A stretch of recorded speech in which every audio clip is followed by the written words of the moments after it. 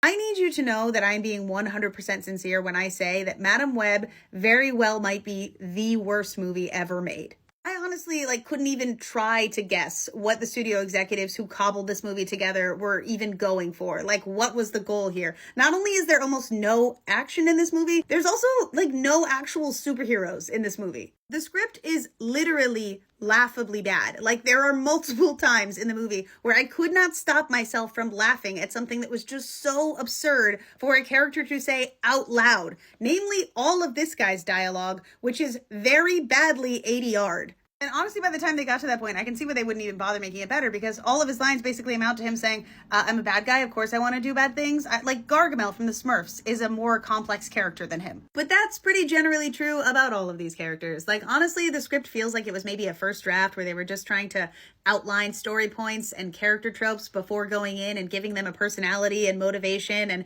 interpersonal relationships. But before they got to that point, the studio just said, this works, let's just shoot it that way and have them just say all of this exposition out loud for some reason. Honestly, what sucks the most about this movie is it's completely soulless. It is the epitome of all of the criticisms people have about the superhero genre in general rolled into one thing, and it proves them absolutely right. I'm not saying it's right for every superhero movie ever made, but this movie is so obviously an amalgamation of ideas from people who don't even like movies trying to sell products to an audience they fundamentally don't understand. And it's actually crazy ironic that the plot of this movie is about a character who gets the chance to see into the future and learn from their mistakes of the past to not make them again.